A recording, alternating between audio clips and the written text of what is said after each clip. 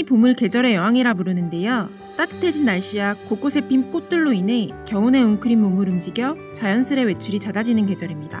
하지만 잦은 야외 활동 때문인지 계절의 변화 때문인지 봄은 알레르기가 극심해지는 계절로 알려져 있는데요. 그렇다면 오늘의 궁금증, 환절기에는 왜 알레르기 질환이 심해질까요? 먼저 알레르기란 무엇일까요? 알레르기 또는 알러지라고 불리는 질환은 우리 몸으로 들어온 꽃가루, 음식 등과 같은 해롭지 않은 물질에 대해 과민하게 반응하는 면역 반응입니다. 알레르기 질환의 근본적이고 공통적인 문제는 알레르기 염증입니다. 우리 몸의 면역세포는 바이러스 등 이물질을 발견하면 이를 제거하는 과정인 염증을 일으키게 되는데요. 건강한 사람의 경우 꽃가루 등 인체에 무해한 물질을 접촉 시 면역세포가 반응하지 않습니다. 하지만 특정 면역 체질이거나 면역 성숙이 잘 이루어지지 않은 사람의 경우에 면역세포가 무해한 외부 물질을 바이러스나 기생충과 같은 적으로 착각해 공격하여 제거하려 함으로써 염증이 발생합니다. 알레르기로 고생하는 영유아들이 많은데요. 알레르기 질환은 선천적 요인이 원인인가요? 알레르기에 의한 과민 반응은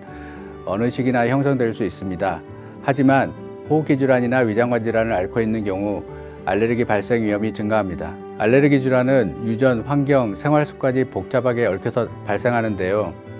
알레르기 질환을 앓는 환자들은 특정 항원에 과민하게 면역세포가 활성화되어 있기 때문에 어느 정도 유전적 요소가 존재한다고 볼 수 있습니다. 하지만 알레르기 체질이 유전된다고 하더라도 알레르기 그 자체가 유전되는 것이 아니므로 최대한 주위 환경에서 알레르기 유발 요인을 제거하는 것이 중요합니다. 알레르기 호흡기 질환으로는 알레르기 비염, 천식, 만성 기관지염, 만성 폐쇄성 폐질환 등이 있는데요. 어떤 바이러스에 의해 감염됐는지에 따라 증상이 약간씩 차이가 나는 것으로 알려져 있습니다. 그렇다면 질환에 따라 구체적으로 어떤 증상이 나타나나요? 알레르기 비염의 경우 다양한 원인 물질에 의해 코점막의 과민 반응이 나타나는 알레르기 질환으로 재채기, 맑은 콧물, 코막힘, 코 주변의 가려움증 등이 동반됩니다. 천식은 기침과 함께 객담, 호흡곤란, 쌕쌕거리는 증상이 나타납니다.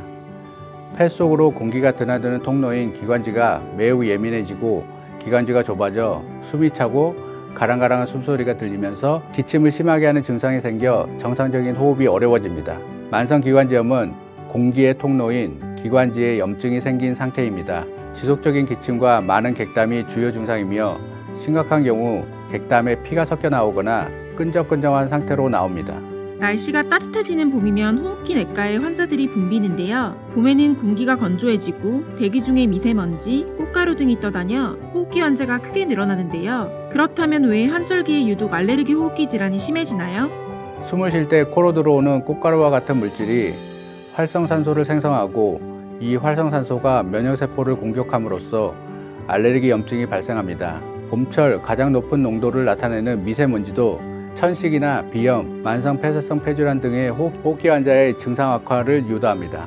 큰 일교차로 온도 변화에 적응하기 위한 노력으로 에너지가 부족하게 되는데요.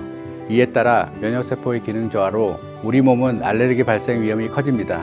더불어 면역력 저하로 감기에 걸리기 쉬워지는데 감기는 천식 환자 등에게 알레르기 비염이나 기관지 천식 증상 악화를 가져오는데 흔한 원인이 되기도 합니다. 알레르기는 원인 확인이 가장 중요할 것 같은데요. 흔히 알레르기 원인을 확인하는 검사로는 피부 반응 검사, 폐기능 검사, 약물 유발 검사, 면역 기능 검사 등이 있는 것으로 알려져 있습니다.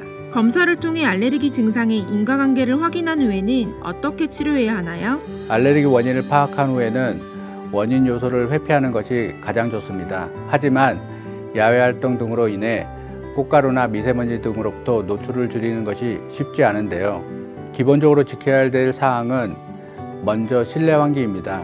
주기적인 환기를 통해 건물 내 공기 중에 존재하는 각종 바이러스 및 유해 성분을 바깥으로 배출하는 것이 필요합니다. 알레르기 질환이 심각할 경우에는 의료기관 방문을 통한 치료가 반드시 필요합니다. 증상이나 질환별로 차이가 있지만 호흡기 알레르기 질환의 경우 치료의 핵심적인 약물은 국소적으로 작용하는 스테로이드제와 항히스타민제입니다. 호흡기 질환은 병을 완치시킨다기보다 꾸준하게 약물을 사용해 증상을 조절해야 하는 체질에 가까운 질병입니다.